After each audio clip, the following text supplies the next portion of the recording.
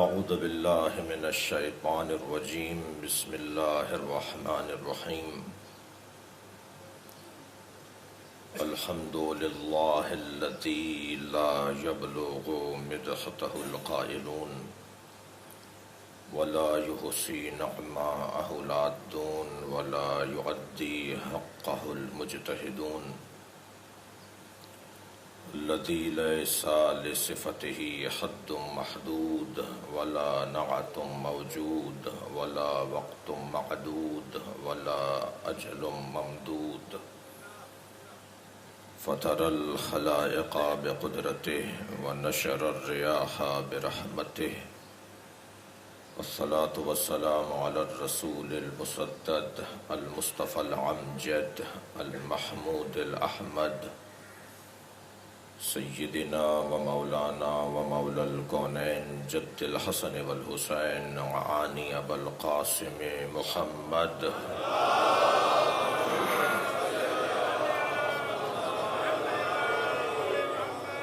وآله الطيبين الطاهرين المعصومين الذين قال الله إنما يريد الله ليذهب عنكم الرجس أهل البيت ويطهركم تطهيرا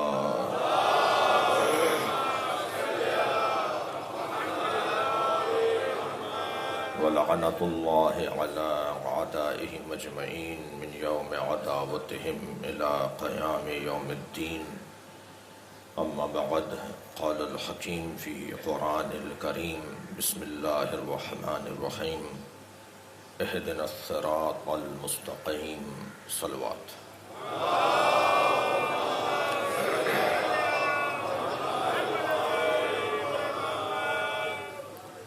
سورہ مبارکہ الحمد کی آیہ کریمہ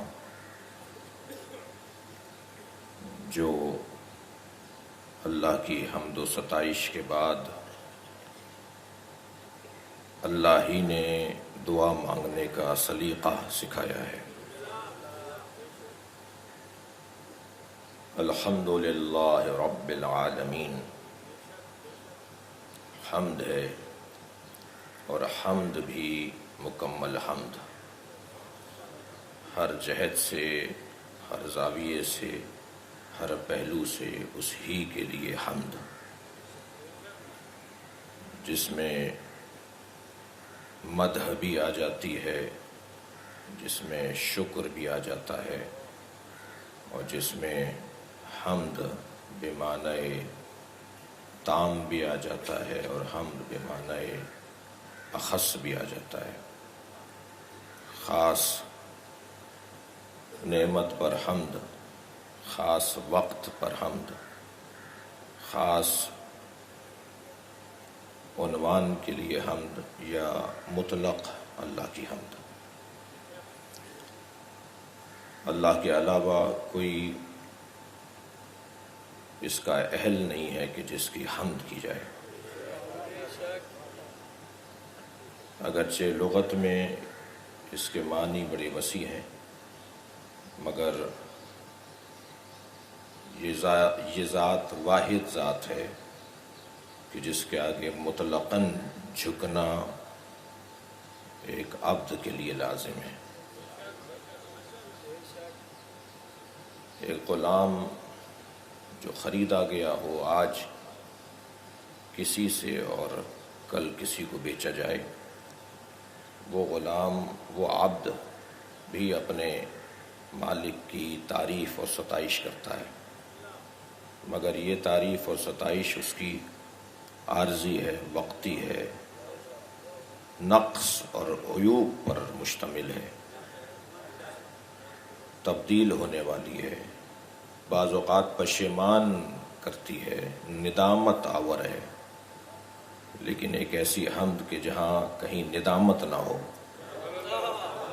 جہاں کہیں پشیمانی کا سامنا نہ کرنا پڑے، وہ حمد حمد الہی ہے۔ لہذا کچھ ہیں کہ جو ارادتاً قصداً حمد الہی بجا لاتے ہیں، کچھ ہیں جو طبیعتاً اور فطرتاً جبلتاً اور بعنوان خلقت اللہ کے حمد گزار ہیں۔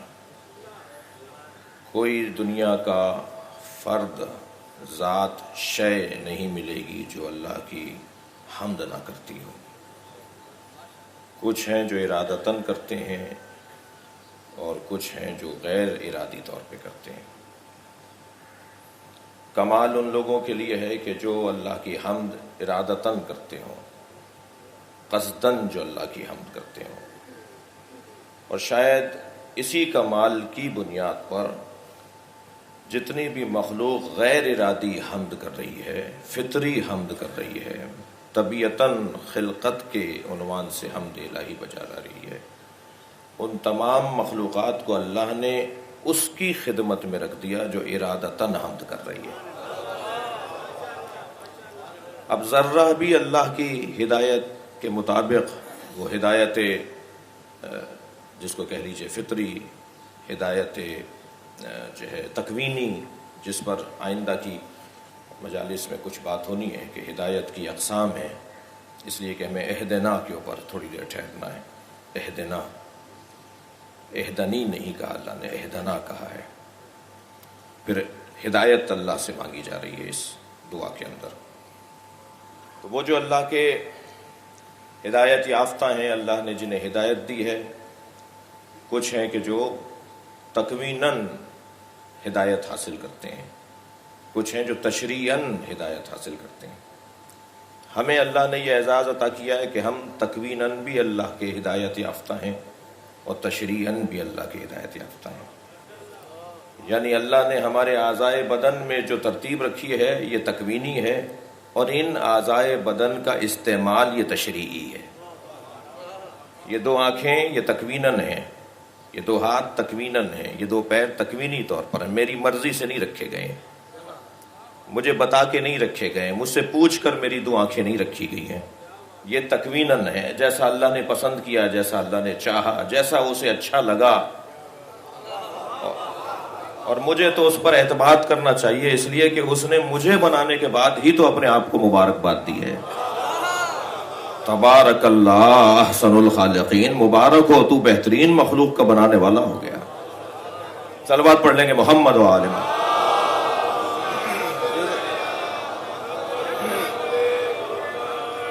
لیکن تشریعی طور پر یہ جو چیزیں اللہ نے میرے بدن میں قرار دی ہیں، حتیٰ مجھے جس گھر میں پیدا کیا ہے، جس زبان کا بولنے والا مجھے قرار دیا ہے، جس خطے میں اس نے مجھے قرار دیا ہے، یہ سب تکوینی ہے، مگر تشریعاً مجھے اللہ نے یہ اختیار دیا ہے کہ میں کس کے آگے جھکوں اور کس کے آگے نہ جھکوں۔ حتیٰ اس نے خود اپنی ذات کے آگے جھکنے کے لیے مجھے تکوین کا، مجھے لفظ استعمال کرنے جا رہا ہوں، تکوین کا ڈنڈا استعمال نہیں کیا، زبردستی مجھے سجدہ نہیں کروایا۔ جی بہت سے اسے زبردستی کروایا ہے اس نے، لیکن یہی تو میری عزت ہے۔ میں اگر یوں کہہ لوں کہ اللہ نے جتنی عزت انسان کو دی ہے، اللہ نے کسی اور کو اتنی عزت نہیں دی۔ بہترین مخلوق بنانے کے بعد آزاد چھوڑ دیا۔ ہم مہنگی چیز خریدتے ہیں، اسے آزاد نہیں چھوڑتے۔ ہم اچھا گھر بناتے ہیں، اس کے لیے محافظین رکھتے ہیں۔ کوئی زور زبردستی ہماری ملکیت میں نہیں کر سکتا۔ لیکن یہ کیسا شاہکار ہے کہ جس کو اللہ نے ساری کائنات کے برابر قرار دیا ہے۔ میرے مولا علی فرماتے ہیں، انسان تو عالم کبیر ہے اور یہ ساری کائنات عالم صغیر ہے۔ یہ میں نے جلدی میں کہہ دیا کہ برابر رکھ دیا، برابر بھی نہیں رکھا ہے اللہ نے۔ یعنی ہمیں پوری کائنات سے افضل قرار دیا ہے، انسان کو ساری کائنات سے بڑا قرار دیا ہے۔ پوری کائنات میں جو اس نے اپنی خلقت کی، صنعت کی جلوہ افرینیاں دکھائی ہیں اور اس نے اپنی خلقت کا اظہار کیا ہے، ساری کائنات میں ایک طرف اور ایک انسان کے اندر ایک طرف۔ سنوریہم آیاتنا فی الآفاق، قرآن مجید سورہ مبارکہ فصلت آیت نمبر 55۔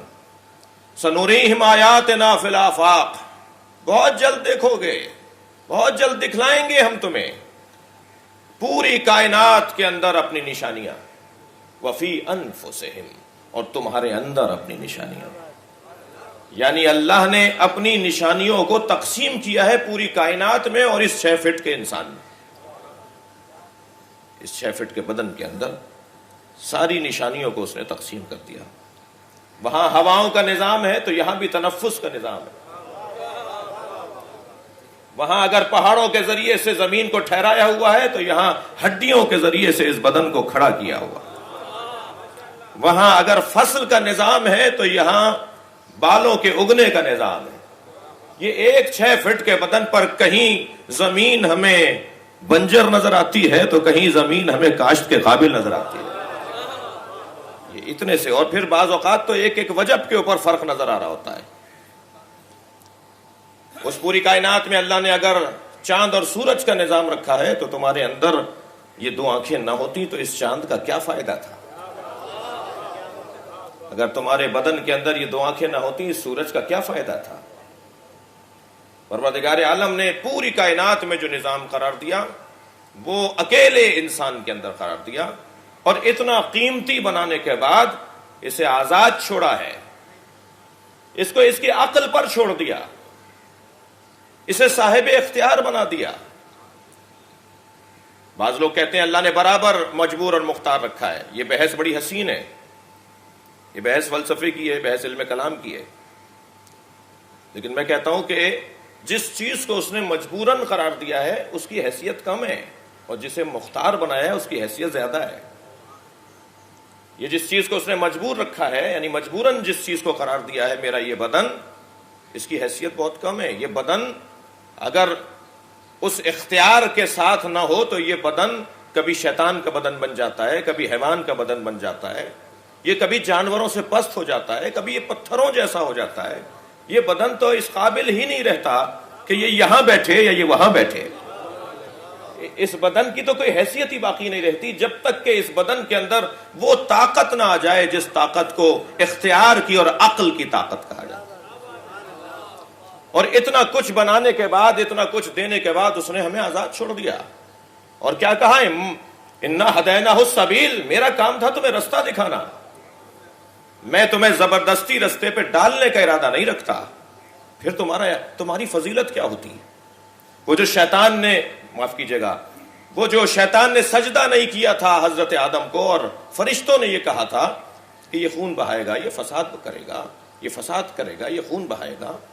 ابھی اللہ ہمیں صاحب اختیار بنا کر در حقیقت فرشتوں کو جواب دینا چاہتا ہے. در حقیقت فرشتوں کو جواب دینا چاہتا ہے. میں نے تمہیں رستہ دکھا دیا، انا ہدیناہ السبیل، ہم نے اسے رستہ دکھا دیا.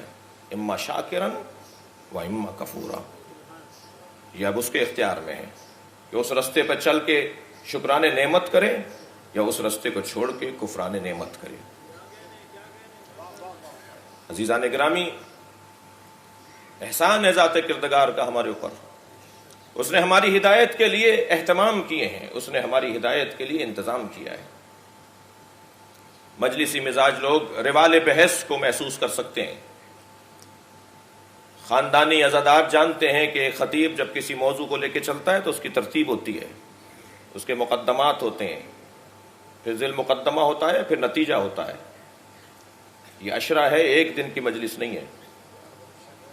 اور پھر کوشش یہ ہے کہ اس آیہ کریمہ کے اوپر جتنی میری بساعت ہے، جتنی میری توانائی ہے، مضمون سے باہر بھی نہ جاؤں، اور مضمون سے متعلق جتنے موضوعات ہیں ان سب کے اوپر میری توجہ رہے. اللہ نے ہماری ہدایت کے لیے بڑا اہتمام کیا ہے. اسے ہدایت اتنی عزیز ہے کہ اس نے ہدایت پانے والا بعد میں بھیجا ہے، ہدایت دینے والا پہلے بھیجا ہے. ابھی دنیا میں انسان نہیں آیا تھا کہ انسان کا ہادی حضرت آدم کو اس نے پہلے خلق کیا ہے. ایک دن بھی، ایک لمحہ بھی وہ برداشت نہیں کر سکتا بغیر ہادی کے.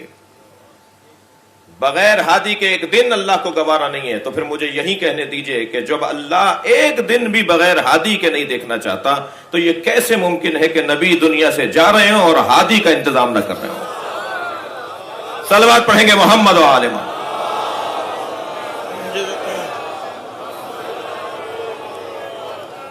اس نے ہماری ہدایت کے لیے جو انتظام کیے ہیں اس میں 2 طرح کے ہادی اس نے قرار دیے، ایک ہادی باطنی اور ایک ہادی ظاہری. دقت چاہوں گا اپنے محترم سننے والوں سے. ہادی باطنی اس نے ہمیں عقل دی، ہمیں عقل دے کر بھیجا. پھر عقل کی پرورش کیا، ہمیں طریقہ بھی بتایا. عقل کی جوانی کے لیے ہمیں طور طریقے بتائے کہ یہ جوان کیسے ہوتی ہے، یہ پرورش کیسے پاتی ہے. البتہ اس نے عقل کو سب میں برابر قرار نہیں دیا. مجھ میں اور آپ میں کس چیز کا فرق ہے، ہم سب میں آپس میں کس چیز کا فرق ہے، یا پورے انسانوں میں کس چیز کا فرق ہے. ظاہری طور پر تو سب کی دو آنکھیں ہیں، سب کے دو ہاتھ دو پیر ہیں، ساخت بدن کی سب کی ایک جیسی ہے. وہ کون سی چیز ہے جو زید کو عمر سے اور عمر کو بکر سے علیحدہ کرتی ہے؟ وہ کون سی چیز ہے جو ہمارے درمیان تمیز کو لے کر آتی ہے؟ وہ عقل کی کیفیات ہیں. جیسے جیسے عقلی کیفیت اور عقلائی عالم تبدیل ہوتا چلا جاتا ہے، ایسے ایسے ایک کا دوسرے سے فرق سامنے آتا چلا جاتا ہے. سب برابر نہیں ہے. لہذا جب یہ بچہ دنیا میں آتا ہے تو عقل لے کر آتا ہے، اللہ کے ہاں سے عقل لے کر آتا ہے. اس عقل کو جو یہ اللہ سے کے ہاں سے لے کر آتا ہے، اس عقل کو عقل حیولانی کہا جاتا ہے. ایک ظرف ہے، ابھی اس میں کچھ ہے نہیں، مگر اس قابل ہے کہ کچھ اس میں ڈالا جا سکے. بس وہ جو ظرف ہے کہ جس کے اندر کچھ نہیں ہے، وہ خالی ہے، مگر اس قابل ہے کہ کچھ ڈالا جائے، اس ظرف کو کہہ لیجئے. میں اپنے کم سن ساتھیوں کے لیے تمثیل کا سہارا لے رہا ہوں، ممکن ہے پوری بات نہ ہو، یہ صرف ذہن کو قریب کرنے کے لیے. ایک ظرف ہے جس میں کچھ ڈالا جا سکے. اس ظرف کو جب بچہ دنیا میں آتا ہے تو اس ظرف کو کہتے ہیں عقل حیولانی. عقل حیولانی ایک تصور عقل، ایک عقل کی سوچ، ایک عقل کے بارے میں خیال کہ ہاں عقل ہے. لہذا یہ بچہ جتنا ولادت سے قریب ہوتا ہے، یہ اپنا عقل حیولانی کا استعمال اس لیے نہیں کر پاتا کہ وہ خالی ہے، اس میں کچھ ہے نہیں.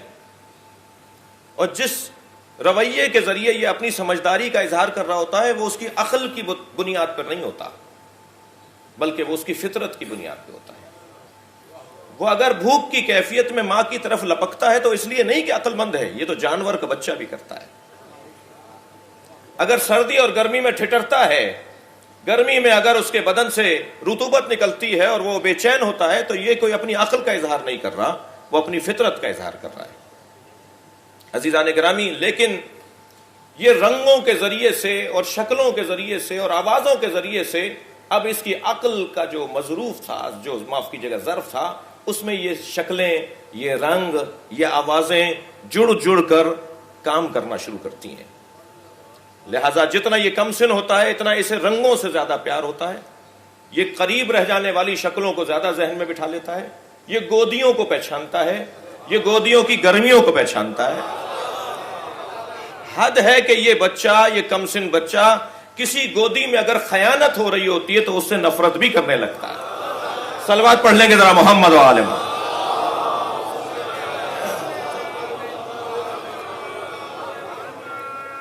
یہ جب یہ ساری چیزوں کو جوڑنے لگتا ہے تو پھر اس کی عقل ہے کہ جو در حقیقت اس کے ظرف کے اندر عقل کام کرنا شروع کرتی ہے. یہ جیسے جیسے بڑا ہوگا اس کی عقل اور پرورش پائے گی.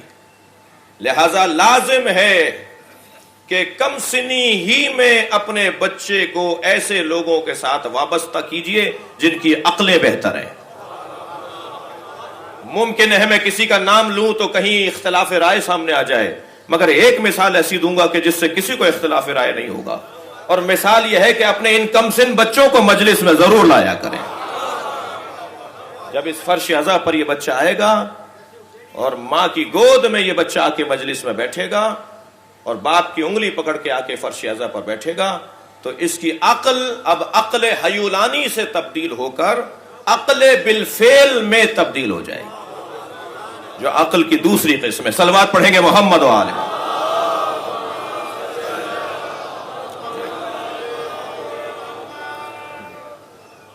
ہم پر تو اللہ کا خاص احسان ہے.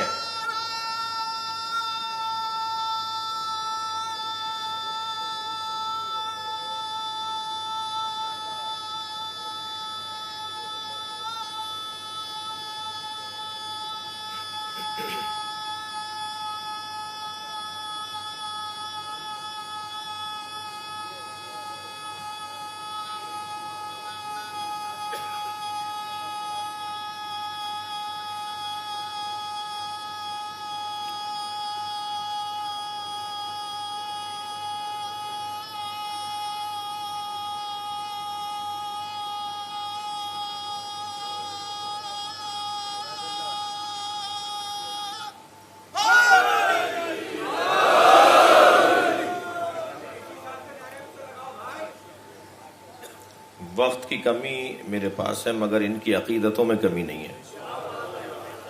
تو وہ اپنی جگہ، میں اپنی جگہ مشکل میں ہوں.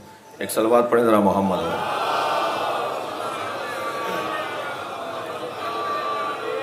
اس سے بہتر اور بلند صلوات ہدیہ کیجیے.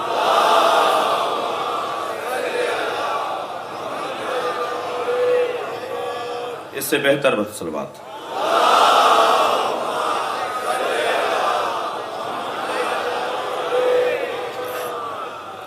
میں اللہ کا ایک اس مرحلے پہ شکر ادا کرنا چاہتا تھا کہ کرم ہے پروردگار عالم کا خاص طور پر ہم پر کہ ہم امام حسین سے وابستہ ہونے کی بنیاد پر بہت سے لوگوں سے زیادہ سمجھدار ہیں.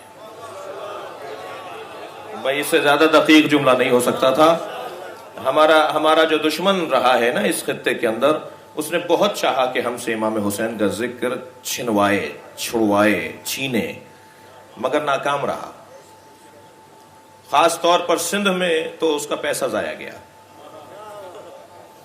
جی ان تکفیریوں نے جتنا خرچہ اس خطے میں کیا تو پنجاب میں تھوڑا بہت اثر ہوا، البتہ الحمدللہ وہاں بھی مطلوب انہیں کیفیت نصیب نہیں ہوئی، جیسا وہ چاہتے تھے ایسا نہیں ہوا. لیکن سندھ میں تو بہت زیادہ ان کا نقصان ہوا، ان کے پیسے ضائع گئے. انہوں نے ہم سے امام حسین کا ذکر چھڑوانے میں وہ کامیاب نہیں ہو پائے. اس کے بہت سارے اسباب ہیں، ان پر کبھی تفصیل سے بات ہو اور تجزیے ہو کہ یہ کیا ہوا ہمارے ساتھ. اس ملک کے اندر 40 سال 35 سال تک ہم اس ملک میں جنازے اٹھاتے رہے، لیکن یہ اتنی بڑی الغار، اتنا بڑا پیسہ، اتنے اہتمامات کے باوجود جو وہ چاہتے تھے وہ ہوا نہیں. اس کے بہت سارے اسباب ہیں، مگر ایک سبب جو اس وقت میرے مضمون میں ہے اور وہ یہ ہے کہ ماں کے شکم میں بچہ صرف اور صرف سنتا ہے، نہ بولتا ہے، نہ دیکھتا ہے، نہ سونگھتا ہے، نہ چکھتا ہے. بچہ صرف ماں کے شکم میں ایک صلاحیت کو شکم میں ہی حاصل کر لیتا ہے اور وہ ہے سننے کی صلاحیت. ہماری ماں کا ہم پہ بڑا احسان ہے. وہ ہمیں مجلسوں میں لے کے جاتی تھی. ہم پیدائش سے پہلے کے حسینی ہیں. صلوات پڑھیں ذرا محمد و آل محمد.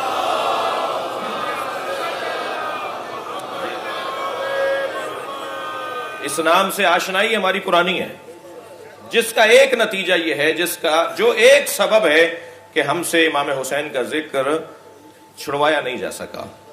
غور فرمائیں گے. اب یہ جو عقل حیولانی والا وجود، آپ کی دقت کا شکر گزار ہوں، یہ جو عقل حیولانی والا وجود ہے، یہ جیسے جیسے چیزوں کو جوڑنا شروع کرتا ہے، ایک چیز کو دوسرے سے جوڑ کر ایک اور نتیجہ نکالتا ہے، تو اب اس کی عقل کام کرنے لگتی ہے. لہٰذا اسے عقل بالفعل کہا جاتا ہے. عقل بالفعل، عقل فعلیت میں داخل ہو گئی، عقل اپنی حرکت میں آ گئی، عقل اب کام کرنا شروع کر رہی ہے. اور یہی جب عقل بالفعل کثرت سے صغرا اور کبرا کی صحیح ترتیب دے کر نتیجہ صحیح نکالتی ہے، یعنی دو مقدمات اور دو مقدمات کو جوڑنے کے بعد نتیجہ نکلتا ہے. کوئی نتیجہ بھی دو مقدمات کے جڑ جانے سے پہلے نہیں نکل سکتا. میں کوئی نتیجہ لینا چاہوں گا تو مجھے دو باتوں کو جوڑنا ہوگا، تب تیسری بات میرے سامنے آئے گی. یہ دو مقدمات جسے منطق کی زبان میں صغرا اور کبرا کہا جاتا ہے، علماء کرام تشریف فرمائے، میں اپنا سبق دہرا رہا ہوں.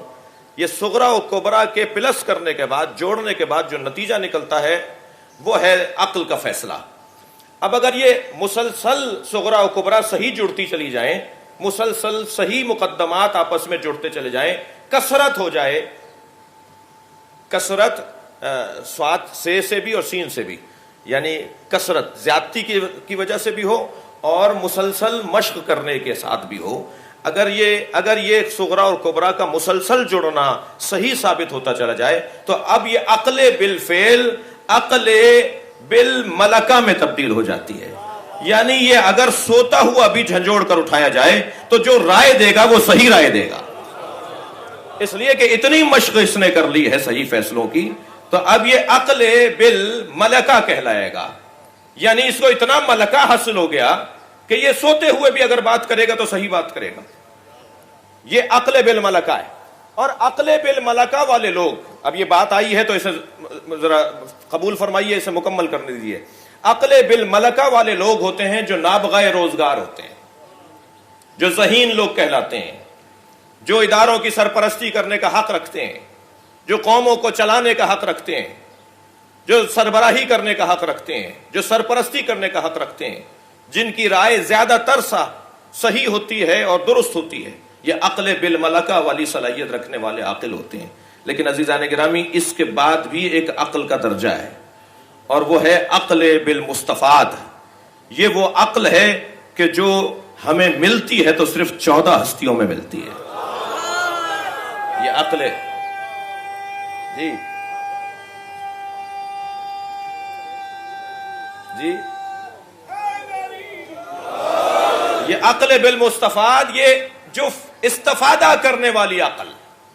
میں اسے اور اپنے کم سن ساتھیوں کے لیے اس لفظ کو ذرا سہل کروں، جو استفادہ کرنے والی عقل ہے جی، جو وحی کی پابند ہوتی ہے، جس پہ فرشتہ نازل ہوتا ہے، جسے اللہ کی طرف سے کہا جاتا ہے کہ یہ کرو اور یہ نہ کرو، جو ارادہ کرتا ہے اور اسے علم حاصل ہو جاتا ہے۔ پوچھنے والے نے سوالات جمع کیے کہ میں یہ بھی پوچھوں گا، یہ بھی مشکل مسئلہ ہے، یہ بھی مشکل مسئلہ ہے، اور وہ سوال کرتا جا رہا ہے اور امام جواب دیتے جا رہے ہیں، اور خود پوچھنے والا جب اپنا سوال بھول گیا تو حضرت نے فرمایا تم اس کے بعد یہ سوچ کر آئے تھے۔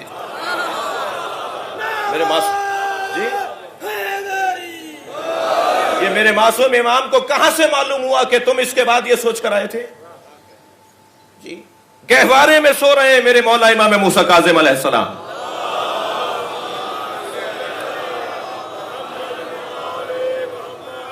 حشام کہتے ہیں کہ میں حضرت صادق کی خدمت میں سلام کرنے کے لیے گیا تو میں نے دیکھا کہ آپ اپنے شیر خوار نونہال بچے کے گہوارے کے قریب کھڑے ہو کر ان سے کچھ باتیں کر رہے ہیں۔ تو پہلے تو مجھے یہ تعجب ہوا کہ اس بچے سے وہ جو بچوں کو بہلانے والی گفتگو ہوتی ہے وہ ہو رہی ہے یا کوئی رازدارانہ گفتگو ہو رہی ہے۔ مجھے احساس ہوا کہ یہ گفتگو معمولی گفتگو نہیں ہے۔ تو ابھی میں سوچ رہا تھا کہ حضرت نے مڑ کر مجھے دیکھا اور کہا قریب آؤ اور اپنے امام کو سلام کرو۔ میں قریب گیا اور میں نے جا کے جب سلام کیا تو فصیح عربی میں انہوں نے مجھے جواب دیا، وہ چند دن کے گہوارے میں موجود امام موسیٰ کاظم، اور فرمایا کل جو تم نے اپنی بچی کا نام رکھا ہے وہ اللہ کے رسول اور ہم اہل بیت کو پسند نہیں ہے، نام تبدیل کرو۔ شام کہتے ہیں میرا ایک مرتبہ کانپ کے رہ گیا کہ کل میری بچی کی ولادت ہوئی ہے، میں وہی تو بتانے آیا تھا، اور اس سے پہلے کہ میں آپ کے بابا کو بتاؤں آپ کے فرزند مجھے بتا رہے ہیں کہ تم نے نام کیا رکھا ہے۔ میں نے اس بچی کا نام حمیرہ رکھا تھا۔ معصوم فرما رہے ہیں حمیرہ نام اللہ رسول اور اہل بیت کو پسند نہیں ہے۔ یہ کیفیت، یہ عقل بالمستفاد والے لوگ۔ پروردگار عالم نے ہمیں عقل دے کر بھیجا ہے، اور کرم، بالائے کرم ہم پر یہ ہے کہ ہمیں عقل حیولانی کے بعد بالفعل اور بالملکہ کے ساتھ ہمیں عقل بالمستفاد والوں کے ساتھ جوڑ دیا۔ بھائی میں نے بہت جلدی نتیجہ دے دیا، اگر ہمارے پاس یہ نہ ہوتے تو شاید ہم عقل کا استعمال کر رہے ہوتے، مگر روزانہ اپنے فیصلوں پر پشیمان ہو رہے ہوتے۔ ہم اپنے فیصلوں کی تصدیق جب یہاں سے کرا لیتے ہیں تو ہماری عقل کے ساتھ اللہ کا حکم شامل ہو جاتا ہے۔ تو اسے کہتے ہیں ہدایت کا جامع نظام۔ ایک عقل ہے، اس کی پرورش ضروری ہے، اور اس کی پرورش کے پھر جملہ تکرار کر رہا ہوں، اس کی پرورش کے لیے بہترین ذریعہ، بہترین رستہ یہ ذکر ہے، یعنی عقل بالمستفاد کا گھرانہ اور دروازہ ہے۔ جملہ تکراری ہے میرا، میں اور آپ جہاں بیٹھے ہیں اس سے اچھی جگہ نہیں ہے، دنیا کہاں بیٹھی ہے مجھے اس سے غرض نہیں ہے، مگر میں اور آپ جہاں بیٹھے ہیں یہاں سے جنت کا رستہ بنتا ہے، یہاں سے سکون اور اطمینان حاصل ہوتا ہے۔ بیٹھتے تو ہم فرش پر ہیں، بعض اوقات کوئی کنکر بھی چبھ رہا ہو رہتا ہے، بعض اوقات ہماری طبیعت اور ہمارے مزاج کے خلاف بھی ہمیں جگہ ملتی ہے، مگر اس جگہ پر بیٹھنے کے بعد ایسا لگتا ہے جیسے ہم کہیں معراج سے ہو کر آئے ہوں۔ وہ جو چند آنسو امام حسین پر ہم بہاتے ہیں تو ایسا لگتا ہے جیسے ساری دنیا کا بوجھ ہی اتر گیا ہو۔ اس سے بہتر کوئی نظام ہے، اطمینان قلب کا ذریعہ ہوگا، اس سے بہتر کوئی اچھا طریقہ ہوگا؟ ہم جس دروازے پر بیٹھے ہیں شکر کرنا چاہیے۔ میں اپنے بچوں اور جوانوں سے مخاطب ہوں کہ ہمیں اس نعمت عظمیٰ پہ جتنا ہم شکر کریں کم ہے۔ حضور میں ایک رسانے پر تھا، گفتگو اہل بیت کی عظمت کی تھی۔ ایک دیوبندی عالم دین کہنے لگے آپ سال بھر مجلسیں پڑھتے ہیں، مجھے عظمت اہل بیت پہ ایک جملہ کہنے دیجئے۔ میں نے کہا جی ہماری تو خواہش ہے کہ آپ کچھ ارشاد فرمائیں۔ کہنے لگے اہل بیت کے ساتھ کسی کو مقایسہ نہ کیا جائے، بڑی ہستیاں تاریخ اسلام کے اندر آئی ہیں، مگر اہل بیت پیغمبر کے ساتھ کسی ہستی کو بھی مقایسہ نہیں کیا جا سکتا۔ اور دلیل ان کی یہ تھی کہ اہل بیت کی عظمت کی ایک موٹی اور واضح اور روشن دلیل یہ ہے کہ اہل بیت کے فرد فرد کے پاس جنت کی اونرشپ ہے۔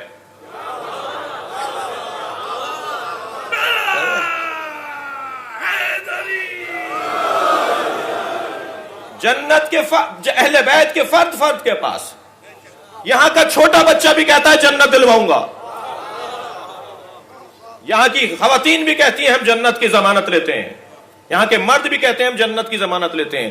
اب میں نے جو جملے کا اضافہ کیا وہ میں آپ کی سماعتوں کے حوالے کر رہا ہوں۔ میں نے کہا حضور جملہ تو آپ کا بھی بڑا حسین ہے، مگر میں بھی کچھ اس گھرانے کے بارے میں اپنی عقیدت کا اظہار کرنا چاہتا ہوں، اور وہ یہ کہ دنیا کے معتبر ترین لوگ، دنیا کے مقدس ترین لوگ اپنی جنت کا یقین نہیں رکھتے، یہ ہماری جنت کی ضمانت دیتے ہیں۔ سلامات پڑھیں گے محمد و آل محمد۔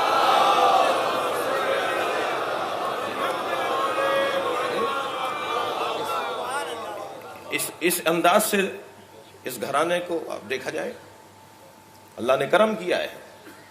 ان الحسن والحسین سیدا شباب اہل الجنہ، حسن و حسین جوانان اہل جنت کے سردار جی۔ وابوہما افضل منہما یا خیر منہما، حدیث میں دونوں لفظ آئے، اور ان کے بابا علی ان دونوں سے افضل ہیں، بھی جوانان اہل جنت کے سردار ہیں۔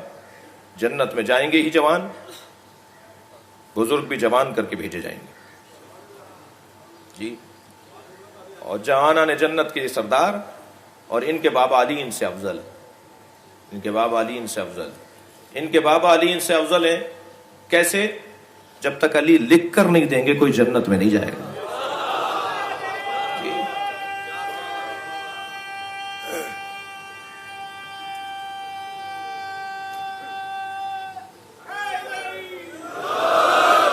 جب تک علی لکھ کر نہیں دیں گے، سنی شیعہ نے لکھا ہے بھائی، اہل سنت کا کوئی اگر میرا دوست، میرا عزیز، میرا پیارا، میرا بھائی، میری جان اگر مجھ سے مجلس کے بعد سوال کرے کہ یہ حوالے میری کتابوں کے دیجئے، تو الحمدللہ ایک سے زیادہ کتابوں کے حوالے، اہل سنت کی کتابوں کے حوالے، کہ جنت کے دروازے پہ جب پہنچیں گے تو فرشتہ پوچھے گا کہاں ہے کتاب علی، کہاں ہے علی کی تحریر؟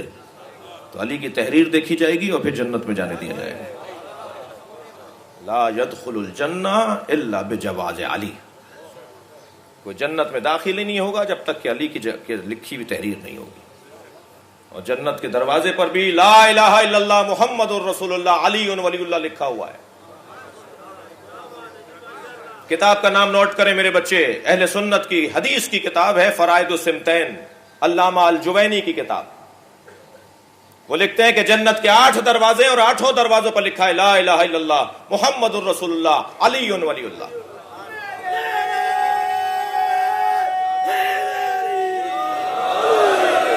8 دروازوں پر یہی کلمہ لکھا ہو جو آپ روزانہ پڑھتے ہیں۔ میں کلمے کی بحث کے اندر نہیں جانا چاہوں گا، صرف اتنا کہوں گا کہ یہ کلمہ نبی کی زبان سے جاری ہوا ہے، یہی کلمہ لکھا ہوا جنت کے دروازوں پر۔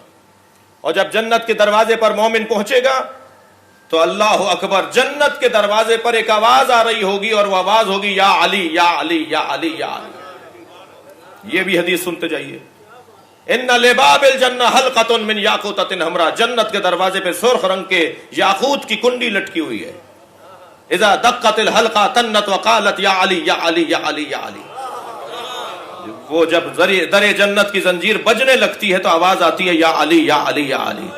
حضرت آیت اللہ جوادی عاملی تفسیر تسنیم کے اندر لکھتے ہیں، ادب فنائے مقربان شرح زیارت جامعہ کے اندر لکھتے ہیں، کہتے ہیں کہ جب میں نے یہ روایت پڑھی کہ جنت کے دروازے پہ علی علی کی صدائیں آئیں گی، علی علی کی آوازیں آئیں گی، تو میں نے اپنے استاد علامہ محمد حسین طباطبائی سے پوچھا کہ استاد جنت کے دروازے پہ علی علی کی صداؤں کا فلسفہ کیا ہے؟ تو میرے استاد نے بے ساختہ فرمایا جس کے گھر جاؤ گے اسی کا نام تو لوگے۔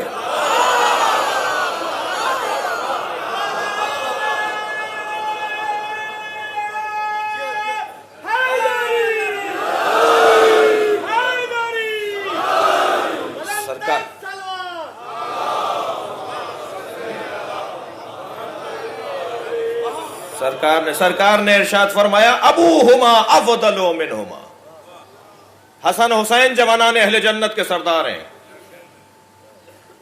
اچھا خود بچے ہیں جب نبی ارشاد فرما رہے ہیں اور ہیں جوانان اہل جنت کے سردار، شاید اس میں کافی نہیں ہے یہ سمجھنے کے لیے کہ انہیں بچہ مت سمجھنا۔ صغیرنا کبیرنا سوا، معصوم ارشاد فرماتے ہیں ہمارے بچے بھی ہمارے جوان بھی ایک جیسے ہیں۔ مماتی کل حیاتی، ہماری موت ہماری حیات کی طرح ہے۔ ہماری قبر پر آؤ گے تو گویا ایسے ہی آئے ہو کہ جیسے تم ہماری زندگی میں ہم سے ملنے آئے ہو۔ ہمارا مرنا ہمارا جینا ایک جیسا ہے۔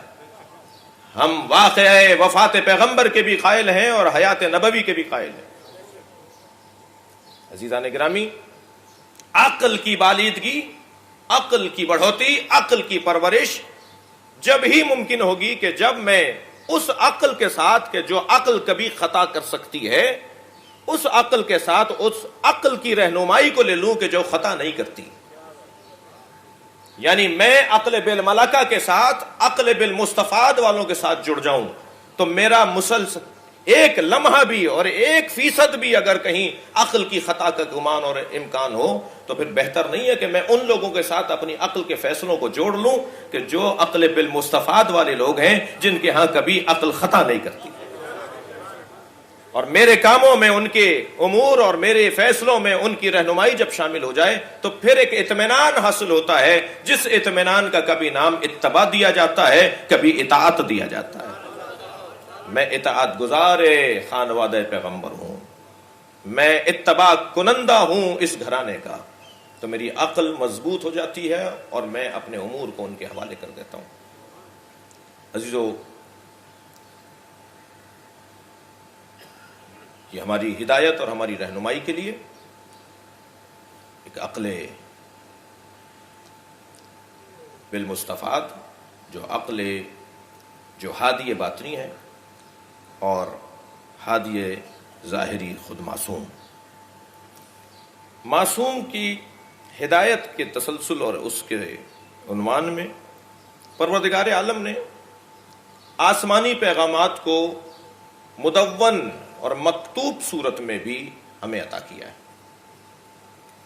یعنی تورات، زبور، انجیل جیسے جیسے ضرورت رہی ایسے ایسے کتابیں نازل ہوتی رہیں، اور پھر فہم بشر جب کمال پر پہنچا، انسانی عقل جب تجربات کی روشنی میں، مشاہدات کی روشنی میں، تاریخ کی روشنی میں مضبوط ہوتی چلی گئی اور وہ ان کتابوں سے زیادہ بہتر سمجھنے کی صلاحیت ایجاد کرتی چلی گئی، تو پھر ایک ایسی کتاب اسے دے دی گئی جو پھر قیامت تک اس کے لیے قانون کی حیثیت رکھے۔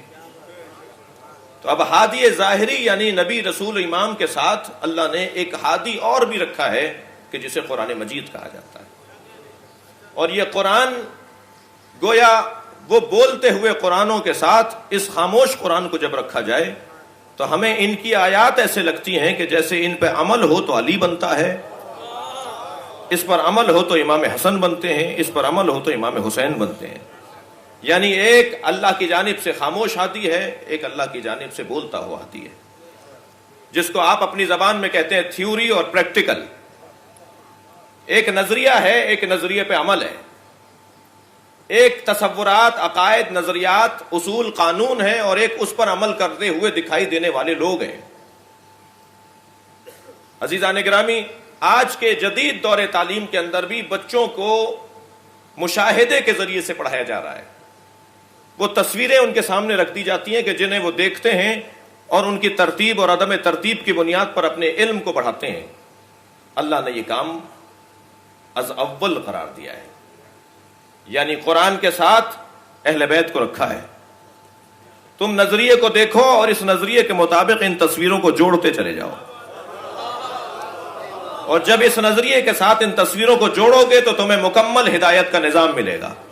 لہذا سرکار ارشاد فرما رہے ہیں میں 2 چیزیں چھوڑ کر جا رہا ہوں، صرف قرآن لینے والے بھی کامیاب نہیں رہیں گے اور صرف اہل بیت کے دروازے سے وابستہ بھی کامیاب نہیں رہیں گے۔ دونوں چیزوں کو جوڑو گے تو تمہیں ہدایت مکمل نصیب ہوگی، اور ان سلسلہ ہائے ہدایت میں قرآن مجید کا پہلا سورہ سورہ مبارکہ الحمد، اور اس سورہ مبارکہ الحمد کے اندر پروردگار عالم نے کیا ہم سے ارشاد فرمایا ہے، آئندہ کی مجالس میں بیان ہوگا۔ قرآن کی فضیلت اور اہمیت اور ضرورت اور اس کی طرف توجہ کے حوالے سے شاید کل بات کچھ رہے گی آپ سے۔ قرآن سے ان کا اتنا گہرا تعلق ہے،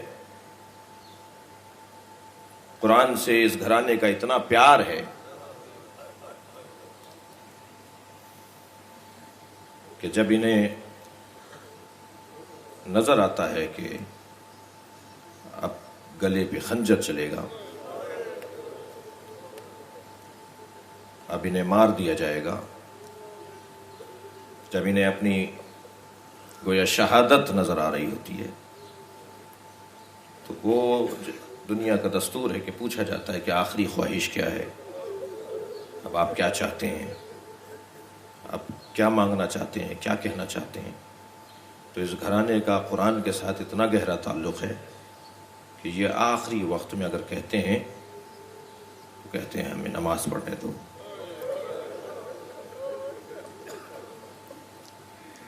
سورہ مبارکہ الحمد،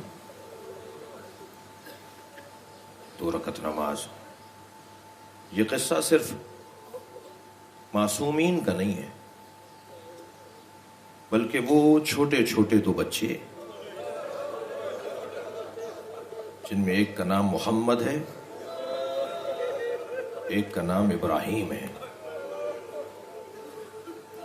وہ حضرت عباس کے بھانجے، وہ امام حسین کی بہن کے بیٹے، وہ حضرت مسلم کے 2 شہزادے۔ ان سے جب حارث نے کہا نا کہ کہو کیا کہنا چاہتے ہو، میں اب تم بھائیوں کے گلے کاٹوں گا، تو دونوں نے پہلی خواہش کا اظہار یہ کیا ہمیں 2 رکعت نماز پڑھنے دو۔ اجرکم اللہ، اتنا پیار ہے اللہ کی عبادت سے ان کو۔ دونوں نے نماز پڑھی ہے کہ آپ اور کچھ کہنا چاہتے ہو، تو چھوٹے بھائی نے کہا پہلے میرا گلا کاٹو۔ اللہ اکبر۔ بڑے بھائی نے آگے بڑھ کے کہا پہلے میرا گلا کاٹو۔ اب بھائیوں میں بحث یہ ہے کہ پہلے کون قتل کیا جائے گا۔ یہ قربانی، یہ فداکاری، حضرت عباس کا قصہ تو بڑا عظیم ہے۔ یہ چھوٹے چھوٹے بچے، بحث ہوتی رہی یہاں تک کہ اس ظالم نے دونوں بھائیوں کے گلے کاٹ دیے، سر ایک بوری میں ڈال دیے، دھڑ فرات میں پھینک دیے۔ میں نے بزرگ علماء کے مسموعات میں سنا ہے کہ دونوں بھائیوں کے بدن آپس میں ملنا شروع ہوئے ہیں۔ اجرکم اللہ، اجرکم اللہ۔ رونا آ رہا ہو تو اپنی آوازوں کو آزاد رکھیں گے، اللہ آپ کو اس کا اجر و ثواب عطا فرمائے۔ یہ دونوں کٹے ہوئے سر لے گیا دربار عبید اللہ میں، اور جیسے اس نے تشت کو لا کے رکھا، پوچھا یہ کیا ہے؟ حاکم پوچھتا یہ کیا ہے؟ کہ حضور جن 2 بچوں کی آپ کو مدتوں سے تلاش تھی، مسلم کے دونوں بچے، وہ میں نے مار دیے ہیں۔ تو جب رومال ہٹایا تو عبید اللہ جیسا ظالم کھڑا ہو کر کہتا ہے دیکھ نہیں رہے چاند جیسے ٹکڑے ہیں۔ میں رونے والوں سے سوال کر سکتا ہوں، جو بچے دشمن کی نگاہ میں چاند کا ٹکڑا ہو، وہ ماں کی نگاہ میں کتنے حسین ہوں گے۔ اجرکم اللہ، اجرکم اللہ۔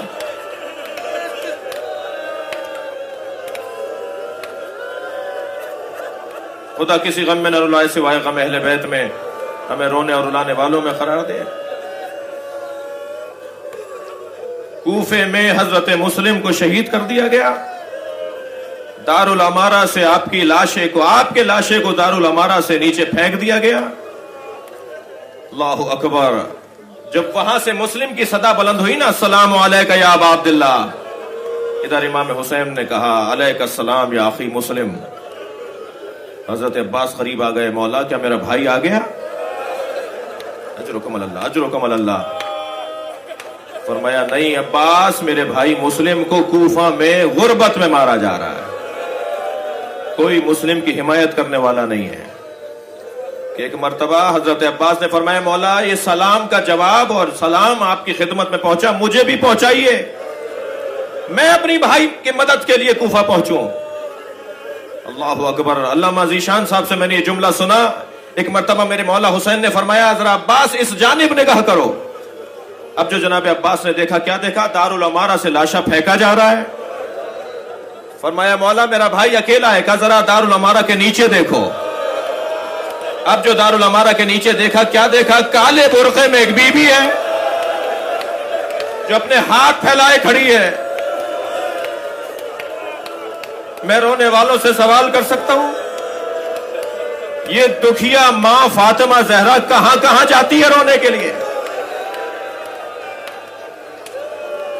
آج 2 محرم ہے، آج 2 محرم ہے، روز عاشور جب حسین گھوڑے سے گر رہے تھے، تھکیں گے نہیں رونے کے ایام میں، جب روز عاشور حسین گھوڑے سے گر رہے تھے تو میرے مولا کو گرنے میں بہت دیر لگی ہے۔ وہ اس وجہ سے کہ حسین گرنا نہیں چاہتے تھے، کبھی گرتے تھے زین پکڑ کے سنبھل جاتے تھے۔ میں نے حرم حضرت معصومہ قم میں حضرت آیت اللہ مشکینی سے یہ مصائب سنے کہ جب حسین گرتے تھے نا تو زین سنبھال کر، زین پکڑ کر سنبھلتے تھے اور اپنے ہاتھ کے اشارے سے کہتے تھے ایک جانب دیکھ کے لا واللہ لا واللہ۔ پھر جب دائیں گرتے تھے تو سنبھلتے ہوئے اس جانب اشارہ کر کے کہتے تھے لا واللہ لا واللہ۔ عرب لا واللہ کا جملہ وہاں بولتا ہے کہ جہاں کوئی چیز دی جا رہی ہو اور وہ لینا نہ چاہتا ہو۔ آیت اللہ مشکینی فرماتے ہیں کہ یہ تو مقتل نے لکھ دیا کہ حسین گرتے ہوئے کہتے تھے لا واللہ، مگر یہ مقتل نہیں لکھ رہا کہ کون کیا دے رہا تھا جو حسین نہیں لینا چاہتے تھے۔ وہ فرمانے لگے ذرا معرفت کی نگاہوں سے دیکھو، فاطمہ زہرا آگے بڑھ کے کہتی تھی میری گود میں آ جا، اور حسین کہتے تھے لا واللہ اماں یہ میرا امتحان ہے، مجھے خود گرنے دیجئے۔ بہت دیر لگی ماں کو روکنے میں۔ اجرکم اللہ۔ گریے کے ایام ہے، مجھے کوئی جلدی نہیں ہے۔ بہت دیر لگی جناب امام حسین کو، لیکن جب زین سے زمین کی طرف آئے ہیں تو یہاں بھی زمین تک پہنچنے میں بہت دیر لگی۔ تیروں پر معلق بدن رہا میرے مولا۔ یہاں فاطمہ زہرا آئی ہیں، رو رہے ہیں نا حضرات۔ جب زہیر قین زمین پر گرے ہیں، حضرت زہیر قین جب زمین پر گرے ہیں، امام حسین نے ان کے سر کو اپنی آغوش میں لیا۔ یہ مشترکہ مصائب ہے، یہ اکثر ہوا ہے شہداء کربلا کی تاریخ میں کہ جیسے ہی امام گود میں سر لیتے تھے اپنی شفقت کا اظہار کرنے کے لیے، اپنی میزبانی کو ثابت کرنے کے لیے، اپنی محبت کے اظہار کے لیے، تو امام کا یہ چاہنے والا اپنا سر ہٹا دیتا تھا، امام پھر اسے گود میں لیتے تھے، پھر یہ اپنا سر ہٹا دیتا تھا۔ زہیر قین سے امام نے پوچھا زہیر تم اپنا سر ہماری آغوش سے کیوں ہٹاتے ہو؟ تو ایک جواب جو مشترکہ آتا تھا، جواب یہ آتا تھا یہ شہزادوں کی جگہ ہے۔ اجرکم اللہ۔ کہاں زانو حسین اور کہاں ہم غلاموں کا سر؟ زہیر قین کا سر امام کی آغوش میں ہے کہ کچھ دیر کے بعد زہیر رونا شروع ہوئے، اتنا روئے کہ امام نے ان کے سر پہ ہاتھ رکھتے ہوئے فرمایا زہیر ان زخموں کی تاب لاؤ، ان زخموں کو برداشت کرو۔ کہنے لگے مولا ان زخموں سے مجھے کوئی تکلیف نہیں ہے، کتنے زخم لگ چکے تھے اس کا بیان مختلف ہے۔ کہ مولا مجھے ان زخموں سے کوئی تکلیف نہیں ہے، میرے سرہانے آپ کی ماں آ گئی ہے۔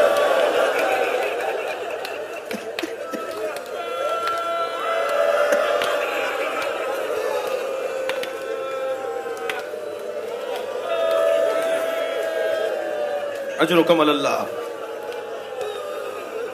آج 2 محرم ہے، میرے مولا کا قافلہ کربلا میں داخل ہوا ہے۔ ذوالجناح چلتے چلتے رک گیا، میرے مولا نے زلجنا کو آگے بڑھنے کا حکم دیا مگر مولا کا حکم نہیں مان رہا، اس لیے کہ مشیت الہی حسین ابن علی کے حکم کے ساتھ جڑ رہی ہے۔